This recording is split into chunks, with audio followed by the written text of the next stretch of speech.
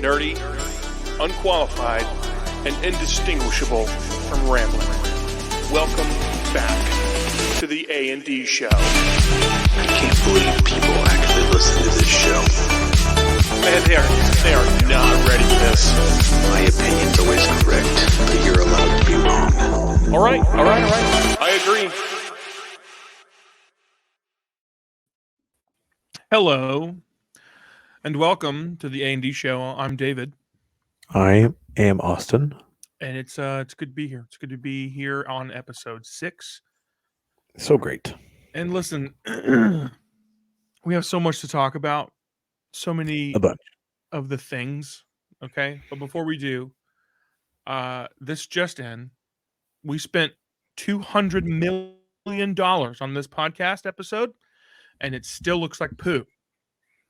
Did you double check that math though? I did not double check that math.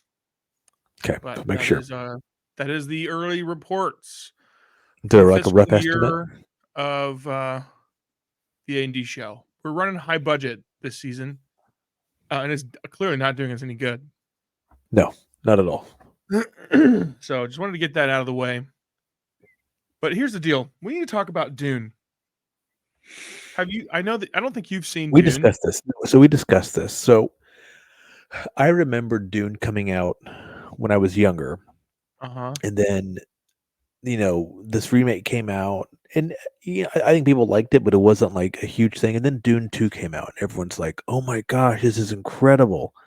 And so now I'm like, "Well, shoot, I've got to watch Dune." But I haven't had time yet, and I need to because I've heard nothing but good things. I just haven't had a chance to watch it yet. Well, when but I know you have. I haven't seen Dune 2 yet, but I have seen Dune 1. And the reason that we need to talk about it, and I've got a couple of slides. So listeners, if you're only listening to this, go online, look at some of the screen grabs of both Dune 1 and Dune 2, the newest versions, the newest movies from, I think it was last year, 2 years ago, and this year, because this movie is gorgeous. In fact, let's just jump in here and take a look at it. We're talking about what's wrong with Hollywood today. If you don't like this kind of topic, it's fine, but we're talking about it today because there's a lot wrong with Hollywood, and it's not just the things that you would expect, like Hollywood sucks. It's not just that. They're just making some really bad choices, and things are starting to show, i.e. the cracks in the words and the one. I wanted to make a joke, but I chose not to. So, but you'll have to forgive the moving camera on my end because I don't have a desk at my house. It's so okay. I am not a remote worker. I don't have a desk at my house, and the extra bedroom we have that I would have liked to use as an office is a playroom full of Barbies, and so I only go there when the girls are asleep to play with Barbies. I mean, I think you could probably do worse than a pile of Barbies as your backdrop, but that's fine. Right. So let me show you a couple of screenshots, Austin. The thing I need to tell you before we even start with this, and these are some of these are from the first movie, some of these are from the second movie. There's not a ton of them, but I do want to showcase this. And what I want to illustrate here is what Denis Villeneuve is doing cinematography wise, visual effects wise, and you'll understand when you see this first slide. It's from the second movie. Pardon the low quality; they're not easy to come by in the high resolution since it's so new still. But the cinematography, visual effects, the color grading, it is a genuinely beautiful film. Oh yeah, very 100%. Artistic, very Denis Villeneuve, if you know who that is. He's the director, and he's done other movies, the likes of which you've probably seen. He did the movie Arrival with Jeremy Renner. He did the movie Blade Runner 2049 that had Harrison Ford. So you can kind of see some of his aesthetic that's kind of bleeding through here a bit. Here's another one. This is one of the promotional photos and a screen grab from the movie. It's just gorgeous. The way that they've built this world visually. Here's another one, and this is one of the ones I really want us to focus on. What you're looking at here are 3 sandworms coming through a cloud of sand about to attack a whole bunch of people, and that is Those are called probably one of the forgettables. most visually convincing images I've ever seen. That's obviously not real, but Mm. dang, it looks good.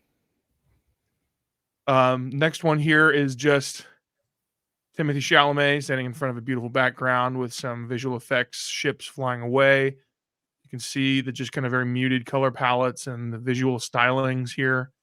And then this last one is a screen grab from the first movie of one of the spaceships. And granted, this is not, I think this has been edited a bit from the original film. So the colors are not exactly true to what was on screen. But guys, credit, these movies are absolutely breathtaking to look at. Mhm. You know, Dune as an IP is extremely dense sci-fi. Like it is Right. very, very hard reads. Most of the cast of the films in recent months have gone on record as to say that they really couldn't read the books because they were too dense for them to get through. I Mhm. haven't read the books, but I have definitely heard from many credible sources that they are a difficult read.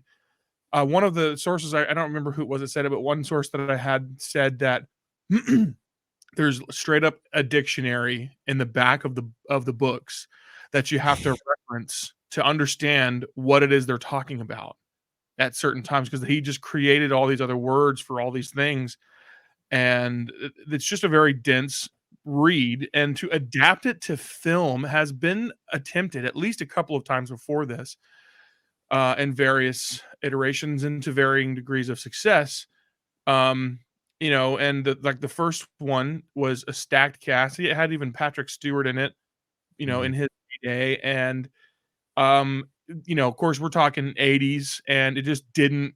It did good. It's a cult classic, but it didn't really do the IP the justice that I think it deserved. And then Denis Villeneuve comes out with this one that came out a couple years ago, and then now the part 2 of it, and the visual stylings of it. If nothing else, the visual stylings are immaculate, and that's kind of part of what I want to get onto tonight. But before I get there, I will say there are other IPs out there, other stories, and some of them in intellectual properties that we know and love to a very significant degree, um, that have benefited from the advancements in technology and visual storytelling, but that have suffered from some of the problems we're going to talk about tonight or on this episode that Hollywood is perpetrating. Uh, a good example of this is Star Wars. We've talked about this plenty of times.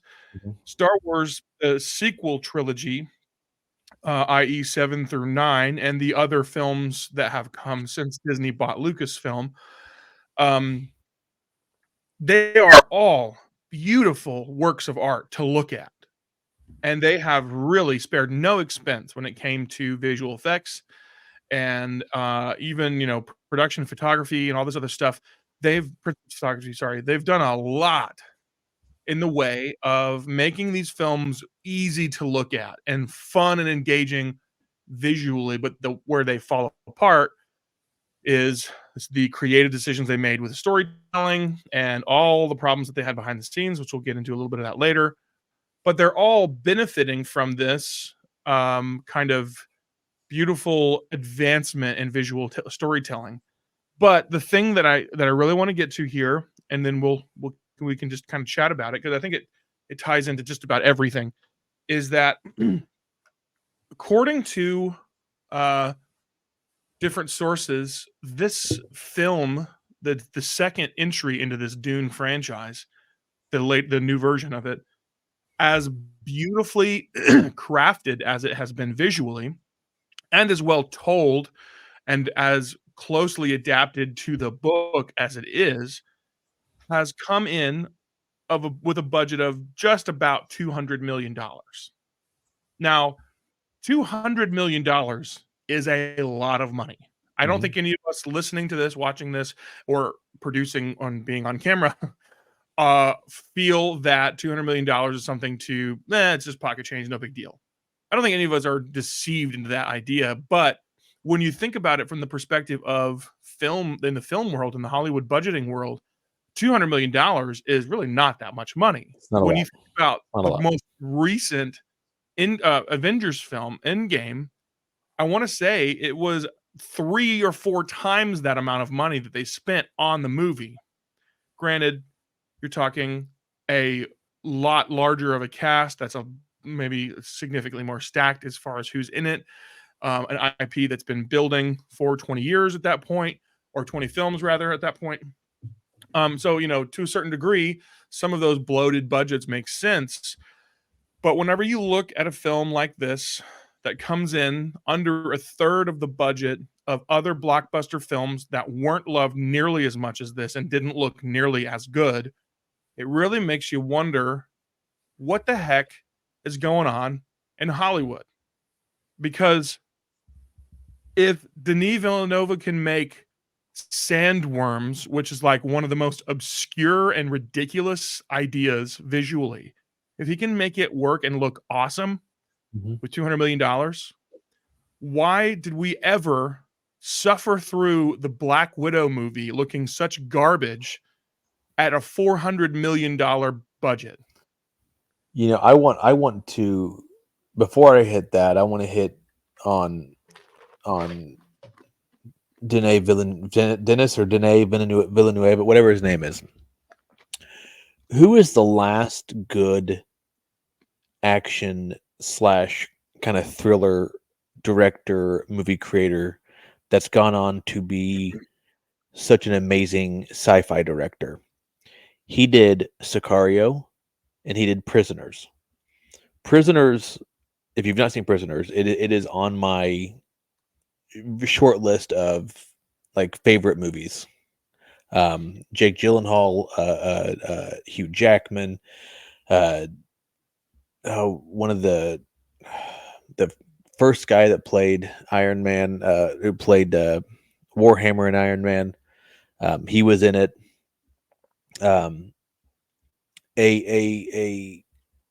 Not only a great movie, but again, you talked about visually the way that he tells the story with his imagery. Same thing goes for Sicario. Sicario is one of those movies that it's very action heavy, it's very story heavy, but visually it's just gorgeous. It's a great just visual movie. And so I think that before he came into doing sci-fi, think about Blade Runner 2047, how beautiful that movie is. I think him making movies that look beautiful is not new to him. This is something that he's really good at. He has a great eye for it. Great eye for cinematography and how he wants to shoot stuff. But you're right. These movies have much smaller budgets. I know Prisoners didn't have $200 million budget. No. And these movies look so perfect. Now, to be fair, movies like Sicario and Prisoners, they're not sci-fi movies, so you don't have a lot of the CGI in there. But you've still got a lot of fast movement, a lot of action. And so you're right. We have suffered through an enormous pile of garbage of CGI. Black Widow, Blue Beetle is very hard to look at.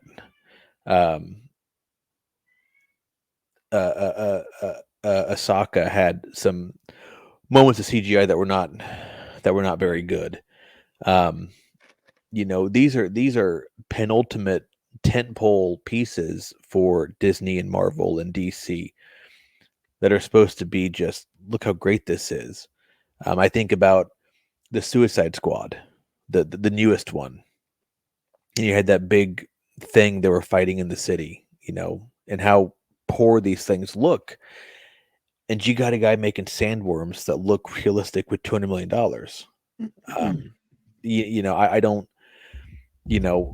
I don't know if it's part of me doesn't really want to give my honest take on it because I feel that a lot of it is driven on the people doing the roles, the people Yeah. doing the jobs that and I am all for, you know, whatever word you want to use, diversity or whatever, getting different genders stuff in there, getting different races, and that's fine. But I also believe in the best person should be doing the job. The best people should be doing the jobs. And so I think that we've had a lot of suffering in that regard because I think that we have foregone this notion of we want the best and brightest to do these massive projects Mm-hmm. to make sure that we have some check boxes checked. And that's not meant to be a political statement. That's not what I'm doing here. I'm just speaking honestly about the state of movies and how things are done. Everything is rewritten, everything is redone, and frankly, I think a lot of it's redone poorly. And then when things fail or they don't go over like people think they should, it's always somebody else's fault. It's always because of this or that, and it's comical to a point. Because it's like no, it's not a good product. Yeah. The Marvels, you know, uh, Madam Web, Oh gosh. Madam Web. That's a perfect example. That is, That's a perfect uh, example. my mom. She was in the Amazon and she got bit by a spider before she died. I mean, what are we doing? Like, what are we doing? Like, who in their right mind thought, we should make us a Madam Web movie? Who was clamoring for this? Like, who was sitting there saying, we need a Madam Web movie? Society's really missing out on this. Now, to be fair, 5 to like 8% of movies every single year are remakes. Currently, as it stands, 64% of original movies and TV shows on major streaming services are either remakes or reboots. 64%. 64%? 64% are remakes or reboots. We are in sadly and pathetically, a culture that has no original ideas, no new Mhm. ideas. All we do is rehash what's already been done. Oceans, the Oceans movie with the Ocean's girls, 8. Ocean's 8, wasn't necessary. Don't know why Mhm. we did that. You had an entire franchise that was phenomenal. I mean, there wasn't one bad Ocean's 11 movie. Like Mhm. 12 and 13 were phenomenal. Like Right. what are we doing? And so it's and it just feels like every reboot that's done, there are very few good reboots, very very few. And the when they do come out, they're not good. Um, I I don't know. I don't know what they're doing in Hollywood, but it's not good. Yeah. I think that the last, there have been some original things that are coming out that look good. Fallout, for example. You can't call it a reboot or they've never done a movie or a show based on the Fallout game. Yes, Yeah. they are adapting a current idea, but everything I've seen, there was a new trailer that came out I think last week. Looks, I mean, phenomenal. You've got I'm trying to think what else is coming out. There's that new one coming out with Henry Cavill and Argyle. not Argyle. Oh man, Alan Richson's in it. Oh, yeah. It's like the Like the Gentleman Club or whatever it Ungentlemanly is. Warfare or something like Yeah, that. original idea looks phenomenal. I Yeah. just I guess I'm kind of at this point where I am kind of burnt out on the sequels, on the remakes, on the reboots. I agree. Um, when it comes to movies, TV shows to me are a different story because TV shows are an anthology story. Season after season, season after season is a different story. Mhm. But when it comes to movies, I'm ready for some original ideas, whether it's action, adventure, thriller, whatever. I don't care. Or even something that's brought to film that hasn't been done yet. like Right. the Borderlands film that's supposed to be coming Yeah. out here soon. Yeah. But like you're right. I mean, everything you said it 64% or whatever your statistic was are either remakes or reboots or sequels or whatever. Mhm. And I'm looking at a list of upcoming upcoming movies. And of the list here, let me see. I've got sequel, sequel, sequel, sequel, sequel.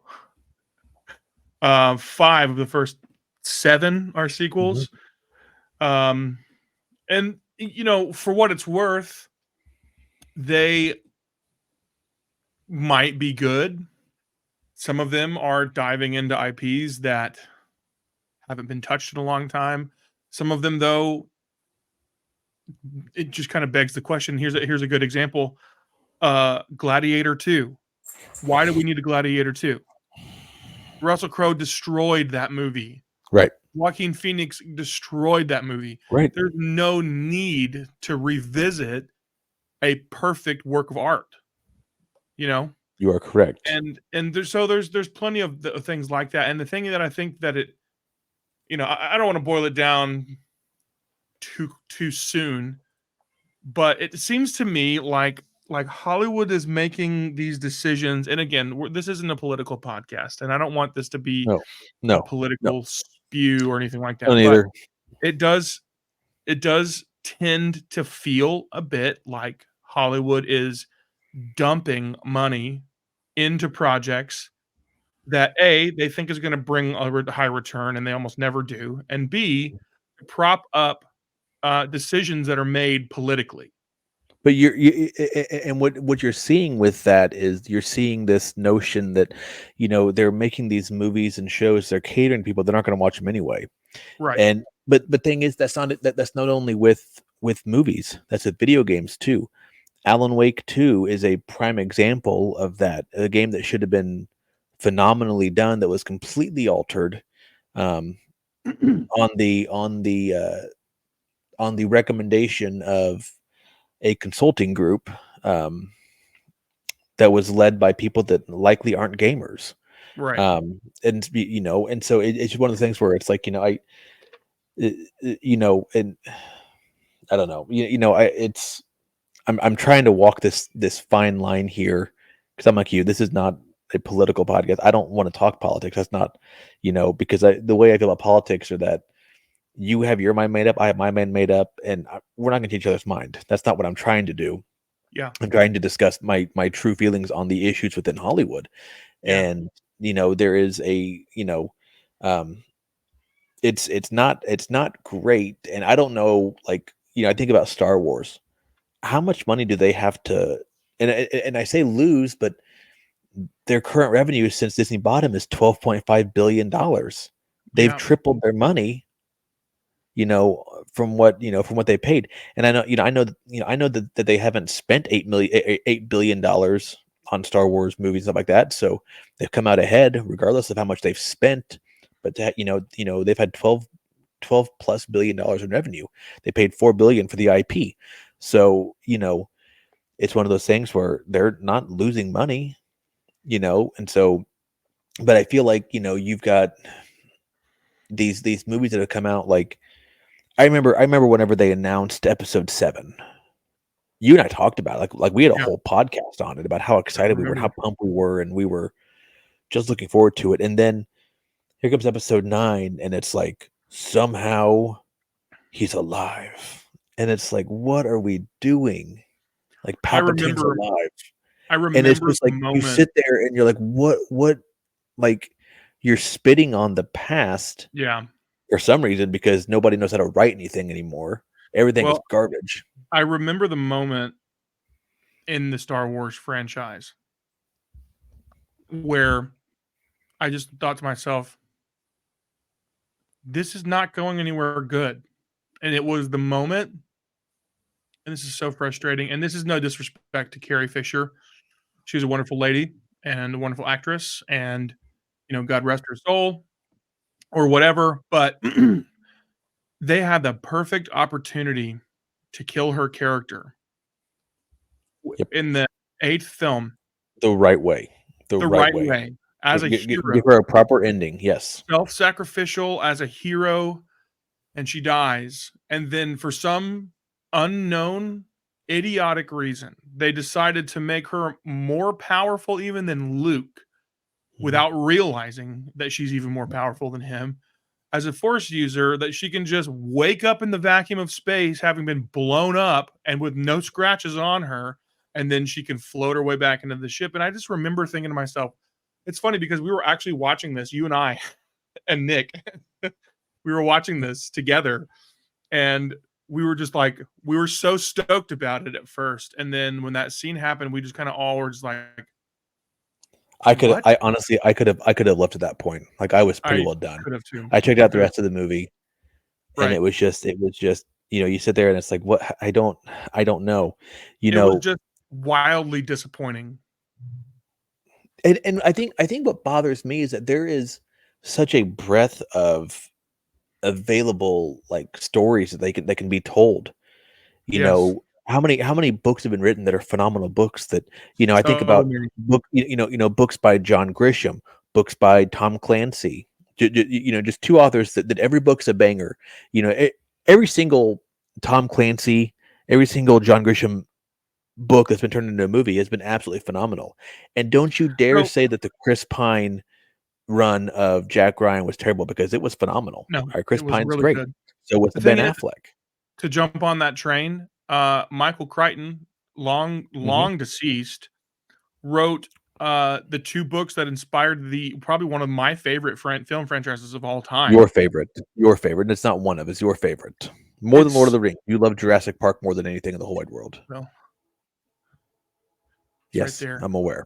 Anyway, and despite your opinions, because I know that you don't agree with me on every one of them, but I think it's fine.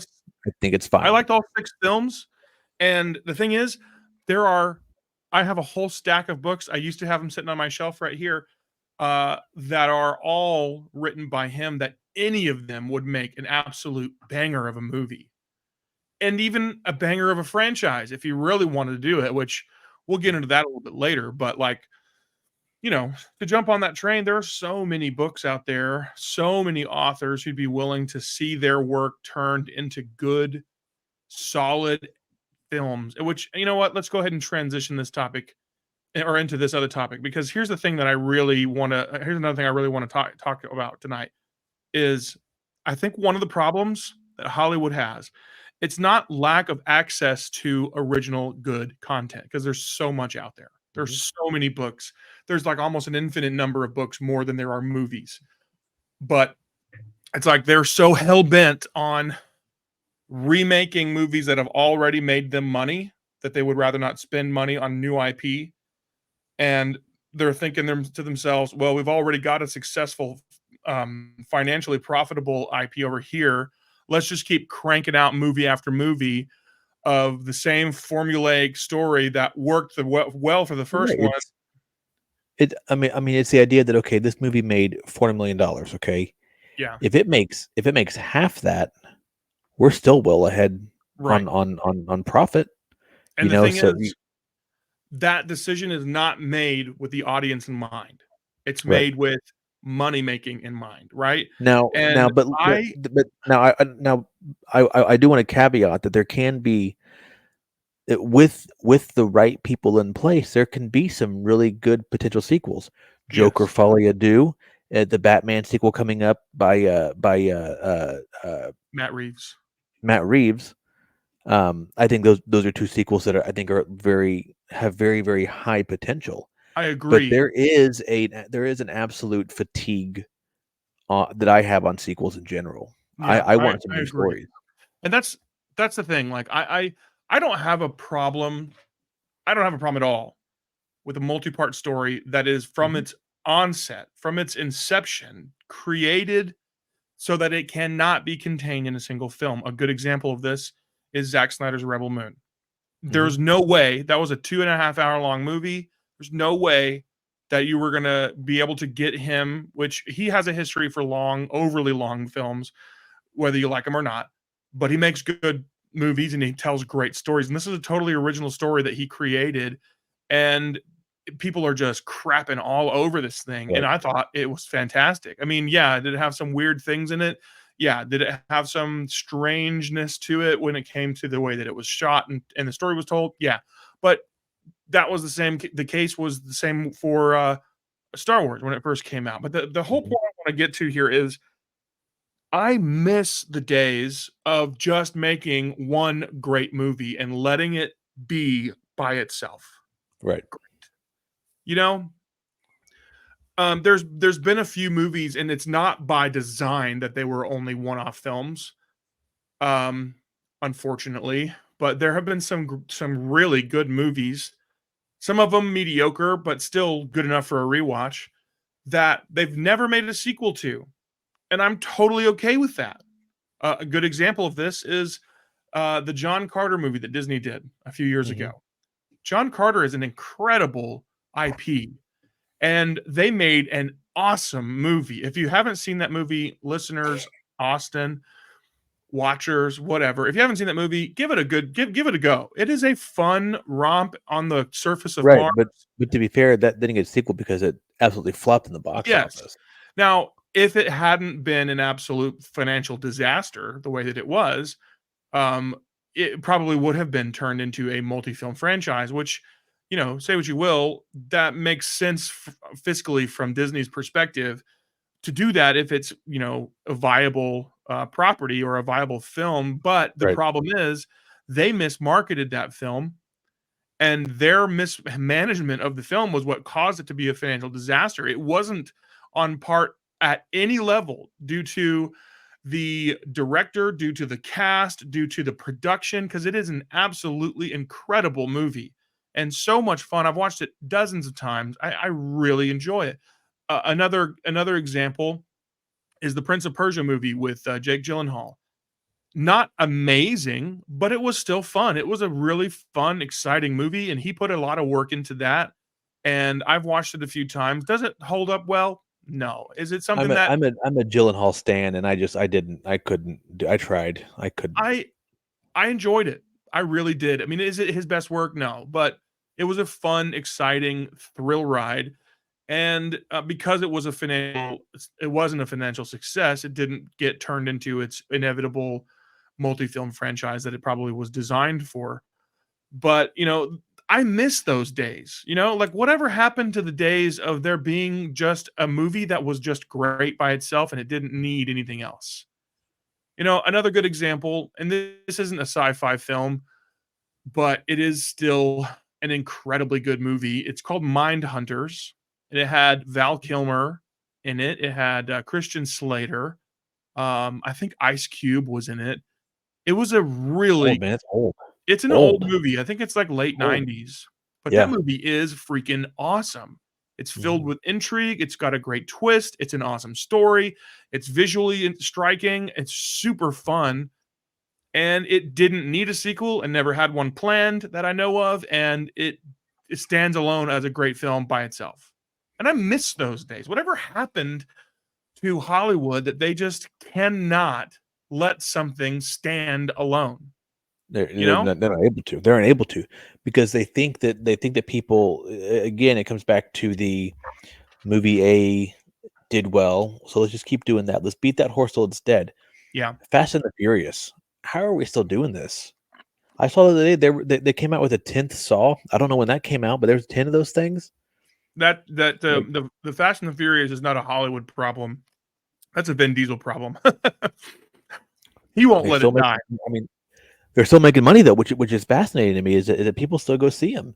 And Yeah, I just, again, it comes down to if people will pay money for it, yeah, they'll make it.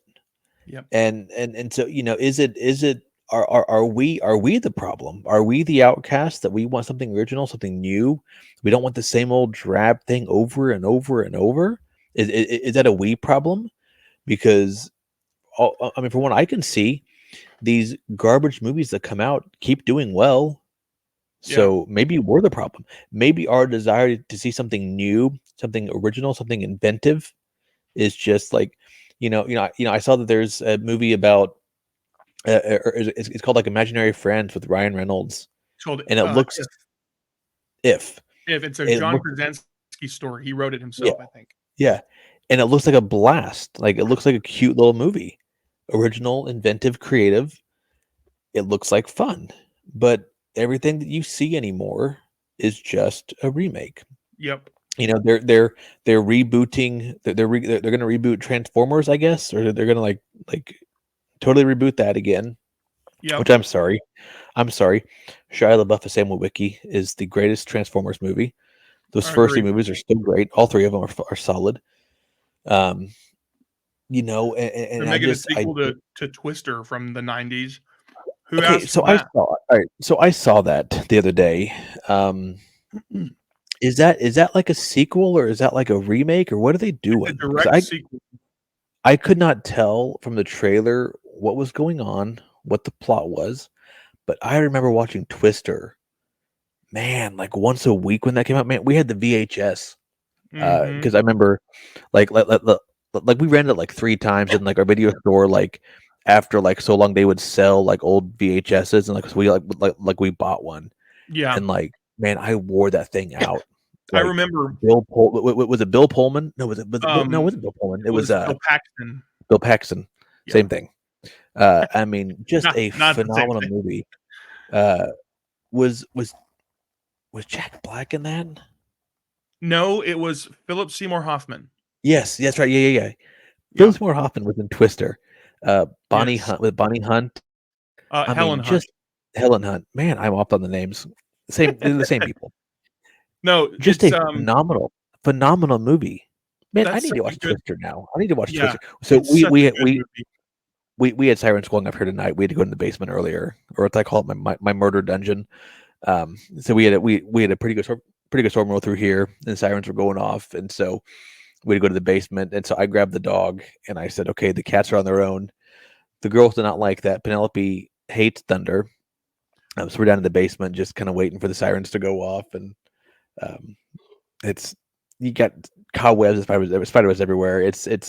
Our basement is purely for storms and for where I changed the air filter for our main level heat and cooling. I don't do anything else down there. Like the basement freaks me out. Like people, someone has died down there at some point. I'm certain of it. Like I Yeah, believe yeah, there's been a murder in that it's place. it's inevitable. I think every basement ever has had at least one death in it. I keep telling Haley I want to finish it out a little bit, just like maybe put like sheathing on the ceiling or whatever, some insulation, and sealed like all like put like that sealant stuff on the walls and Yeah. maybe on the floor, but that's about it. Like it freaks me out.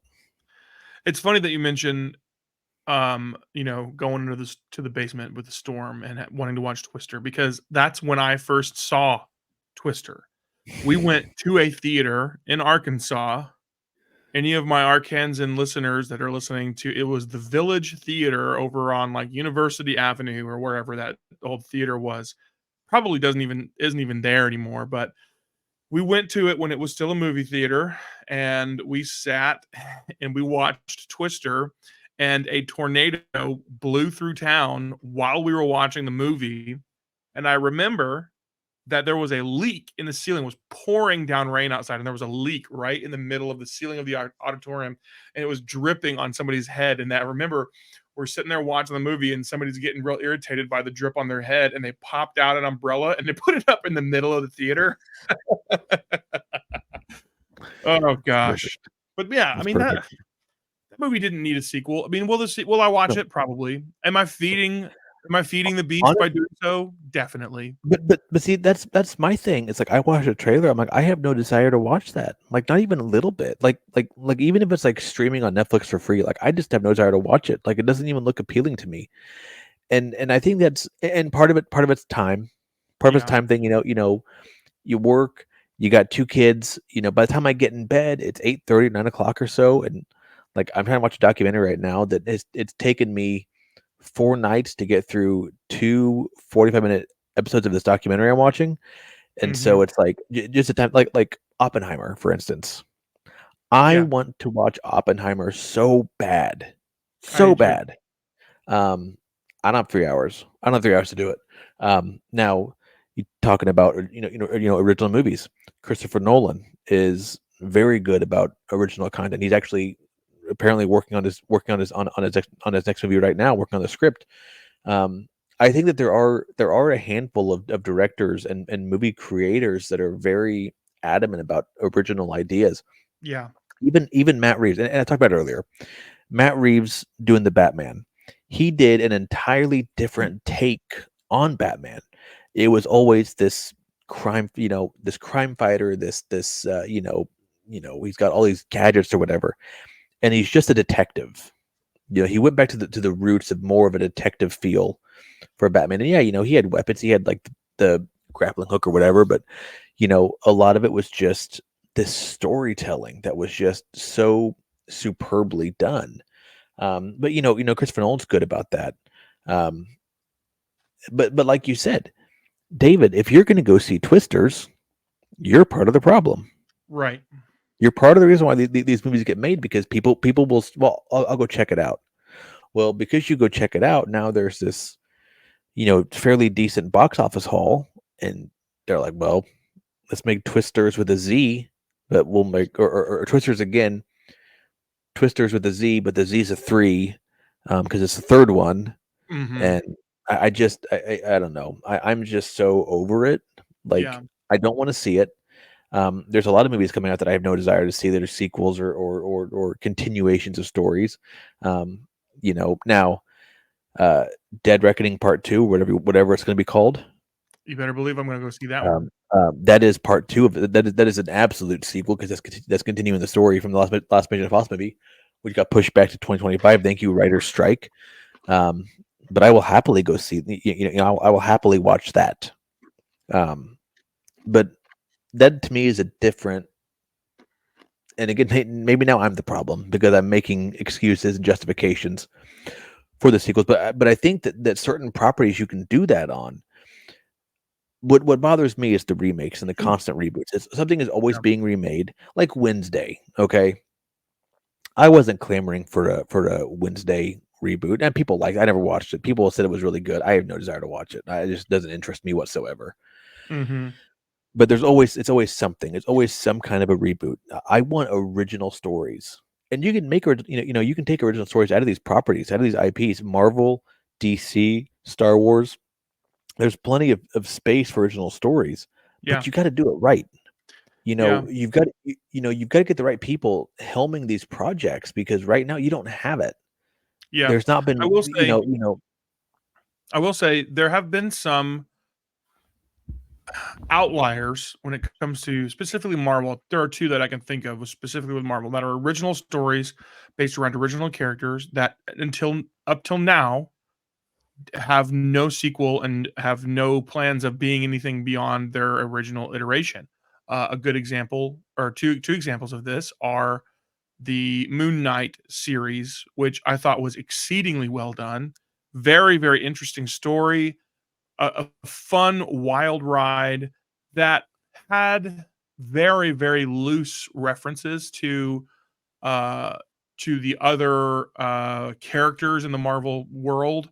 But it was a great standalone property. It didn't, and it doesn't need a sequel, or to be connected to the grander story in any way, which I thought was awesome. Another example of that is Werewolf by Night, which was awesome, both in black and white and in color. I've watched it both ways. And it was one of those that was a very campy, goofy, fun, single 45-minute, 50-minute short film about a character and a story in a world, and with connections to other characters. Almost nothing that connects it to the grander vision of Marvel, and with no clear indicator that it will ever be reconnected or brought back in any way for any reason. And I thought that was great. And there are other. I got a list here. Let me just share a couple of great one-off movies that never got a sequel. The Man from U.N.C.L.E. with Henry Cavill, Guy Ritchie film. Guy Ritchie makes some great standalone films. I don't know that I've ever seen a single sequel or a single Guy Ritchie film that's ever had a sequel. District 9, Neil Blomkamp's District 9 was absolutely incredible. It was a hard watch because it was very politically driven, but it was a really interesting story and really well made for being, almost 20 years old now. Um, Another good example, True Lies from '94 with Arnold Schwarzenegger. Mhm. Didn't have a sequel. World War Z from 2013 with Brad Pitt didn't have a sequel. Probably deserved one, but it didn't get one, and it's a great standalone film. The movie Wanted that had James McAvoy and Angelina Jolie. Fun, exciting film, had lots of lore built around that story, and it never went anywhere else. And I thought that was fantastic. Edge of Tomorrow, Tom Cruise, Emily Blunt, fantastic movie. I've watched it several times and never had or needed a sequel, and I'm almost glad for it. And I think probably one of the top movies on this list that didn't have and will never need a sequel is Inception. And this is a testament, I think, to Mm. Christopher Nolan in his filmmaking world. Granted, he has done films that have had direct sequels. Right. The Batman Begins trilogy being paramount of those. But I miss the days of great stories that don't have lingering unanswered questions, or at least don't have questions and ideas that you walk away wishing that they had answered. And it's just I like don't disagree. another example, and this is the number one movie on the list that according to them, but probably wouldn't be on the highest one. But this is, and it's a remake. But back in the 80s and late 80s, early 90s, Sylvester Stallone played Judge Dredd in a Judge Dredd movie, and it was not faithful to the story, to the comics, No. to the games, whatever.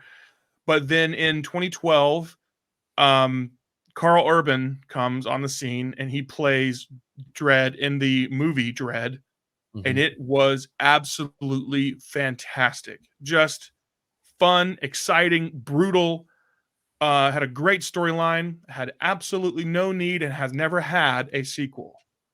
And I think that's just, I miss those days. I miss the days of going to a movie theater, watching a movie, and not having to walk away with the question of, well, how long am I going to have to wait for the rest of the story, or Right. how long am I going to wait to see what's next for this character? You just kind of go in, you're introduced to a character, they go on an adventure, and then they finish the adventure, and you say goodbye, and you just walk away feeling good. I miss There's those there's days. something sweet about finality. Yes. In everything, we have it in life, we have it in our everyday routines. There's some finality at some point in every bit of our lives. Um, there's something nice about that. You're not Yeah. waiting again. You're not waiting for the rest of the story. You're not waiting for a sequel or whatever. It's just this is the story. Yeah. Like even the Reacher stuff. Like we're both big fans of Reacher. Even every single season has a beginning and an end. It wraps itself up in a nice little bow to Mhm. where if the show never came on again, it's always tied up in a nice little bow, Yeah. and there's something nice about that. Yeah, I agree. I for one kind of I miss those days where it's just this is a story, and that's and I think you saw a lot more of that in the 90s to 2000s. I think about like Demolition Man. Yeah. Um, Phenomenal movie, no need for a sequel. You know, um, Even like Ace Ventura, that wasn't necessary. Ace Ventura Part 2, Nature Calls, Yeah. um, that wasn't needed. Dumb and Dumberer, and then Dumb and Dumber 3, those weren't necessary. I just, I think that you can look at stuff then, and it was a lot smoother, a lot more finality, and I miss that. Yeah. I will say there are a couple of movies within the last 10 years or so that have been so far standalone films that were great. Case in point, Red Notice on Oh, good Netflix movie. Yeah, good with movie. Ryan Reynolds, Dwayne Johnson. Mhm. Love that film. The Adam Project on Prime with, again, Ryan Reynolds. Also had Mark Ruffalo was in that movie. Great Yep. film. Great film. I can't remember the name of the movie off the top of my head, but it was the future alien battle movie that had Chris Pratt in it, also on Amazon Prime. What's the name what of was that that movie? called? Tomorrow War. Tomorrow War. Tomorrow War. Also Yeah. a great film. They're making a sequel to that. Are they? Yeah. Hold I'm on, certain they are. You keep talking. I'll look it up. You keep talking. Oh, yeah, you're right. Already in development. Well, just so that we're clear, Wasn't I needed. didn't It realize wasn't that, needed. but it doesn't need it. It's such a great story. So, that being said, I think that there is hope for great individual one-off stories to come from Hollywood. I think we've seen that it's possible. It's just, can we trust Hollywood on it with anything really, but No. specifically, can we trust Hollywood not to give the Hollywood treatment to every single great standalone film and beat it to death with sequels and reboots? And I think the answer to that question is unfortunately no. No. Nope. We cannot. So, and I think for our last topic tonight, what are we excited about? I unfortunately, now knowing that there are possibly not reboots, sequels coming to some of the best standalone independent one-off films made in the past 10 years. Unfortunately, there's not a whole lot to be excited about because What are you excited Hollywood's about just in life? ruining everything. Huh? What are you? Is there anything else you're excited about in life? I'm excited about the Fallout series. Looks Yeah, phenomenal. yeah. Well, so let Looks me go a little bit broad. One thing that I am excited about on a kind of a grander scale is the implications of what we're talking about tonight and the impact that it could potentially have. Ultimately, for companies like Disney is a multi-billion, even trillion-dollar company. And, yes, they can afford to spend 600 to $800 million per movie and it be a huge failure, box office bomb. But they can only afford to do that for so long. It's not sustainable. If you're dropping almost $1 billion to make a movie and it only makes you less than half of that in return, that's just not that's not a sustainable market. no. And the same goes across the entirety of Hollywood. All these big production companies, making these films, spending all this money, and it not being recouped, ultimately is going to have to come out in the wash somewhere. The hope would be that there's not some sort of government subsidy that pays for all of it that we have to pay our taxes to get rid of or whatever. But ultimately, Gosh, my could you imagine you go to the store and there's like a Star Wars turned out to be awful tax on your yes, grocery bill? a Hollywood tax, Hollywood sucks tax. Uh, you heard it here first, people. If you start seeing that on your grocery bill, you'll understand what happened. It'd be depressing. But what I think would be exciting to see, and what I guess is kind of exciting to see, is we've talked about this a couple of weeks ago on another episode, about how we're seeing a shift away from these super condensed stories with super high paid actors to get a really big blockbuster and make a lot of money, and we're shifting from that to these smaller, lesser known casts, but in smaller budgets, but much better storytelling because you can span it over multiple episodes. Mhm. That kind of a shift, and I think that's good. But I think one of the things that would be really exciting to see, and based on how Hollywood's handling themselves right now, one of the things I think we potentially could see would be them starting to back off. I mean, looking at Dune 2, less than $200 million. I looked it up. Let me pull up the stats here. Dune Part 1 was only $165 million budget. That is staggeringly low for that quality of a Yeah. film. And its box office was almost half a billion dollars. Dune Part 2 was only 190 million, only $25 million more to make the second one, and it's already breaking 400 million in box office, and it's only been out for what, a couple of weeks now. Yeah, and You know, that's before streaming rights and stuff like that. So exactly. And what's what I'm hoping this will ultimately amount to is this realization that you don't need to prop up weak filmmakers with high budgets and lose money. Does that mean that you need to Agree. dump all your money into only people who have proven themselves to be moneymakers or great filmmakers? No, I don't think that's the right choice either. I think that, giving people an opportunity to excel is a right choice. I mean, there have been plenty of examples of fairly unknown filmmakers and actors who were skyrocketed into stardom because they were given an opportunity to try. James Wan was a successful director, but only in the horror franchise, which isn't necessarily the most prestigious world, I don't think, when it comes to filmmaking. And he was given the chance to make Aquaman, and the first movie, whether you like it or not, was a box office like explosion. It earned well over $1 billion worldwide. Like that is Right. unprecedented, or it was unprecedented at the time for especially for a DC property. So I think that there's merit to giving people who don't have credits to their name, so to speak, opportunities. But do you dump every dime you can into diversifying your staff, or do you spread the wealth out and give just simple meager budgets to great filmmakers to make great films? And if they make enough money and they're that big of a cult property to earn and deserve a sequel, then think about it. But don't just go into it with just, we're going to spend $700 billion and Right. we're going to make 65 movies in the next 3 You know, years, I think and I everybody's going to think be about oversaturated. I think about David Fincher, who basically got his start doing music videos. Yeah, Paul Abdul, ZZ Top, Aerosmith. He did Aliens 3, yeah, which was okay. I mean, it was probably panned. It was the third movie, and probably wasn't that great.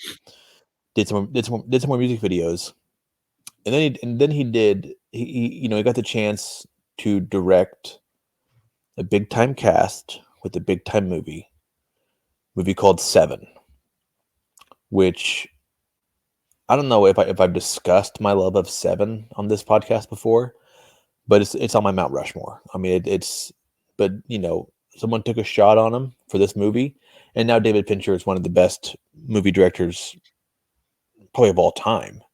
I yes. mean, just hit after hit after hit. So, Oh my like you gosh. said, at some point you got to just give different people a chance. I think about the that Talawati, is it Talawati? Is that her name? She did. Oh darn it. Um. Tala. No idea what you're See, trying to you say. keep talking. Hold on, because I'm gonna. It's gonna. Takedo Watati, who did Thor Ragnarok. Oh, He Taika did. He Waititi. did. Whatever. He did Ragnarok. Um. I'm sorry. Tika Watati. It sounded right. Oh, Okay, he sounded right. But then he did Love and he did Love and Thunder. Terrible. He did. Uh, Ragnarok was good. I loved Ragnarok. But like he's not done anything since then, and it's just all garbage.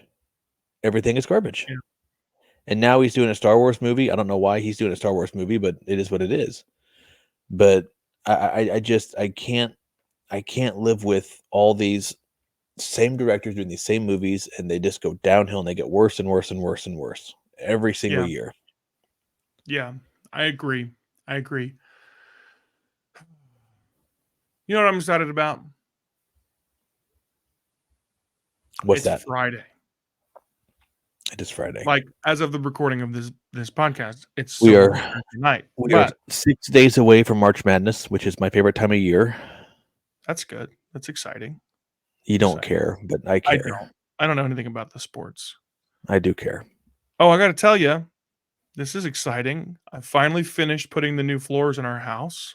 It's exciting. I'll share pictures with you later. I won't burden the ears of our Yeah. podcast listeners with that, but got that done. That's Yeah. exciting. So I'm excited that I'm playing a new game called Control. Never played it before.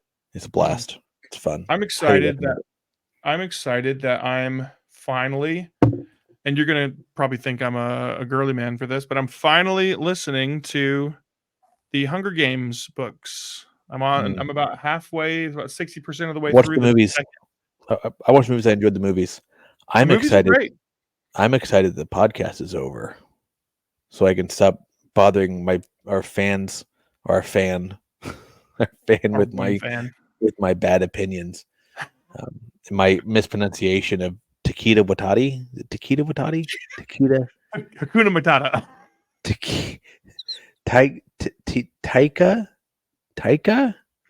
Taika Waititi. Taquita Watati.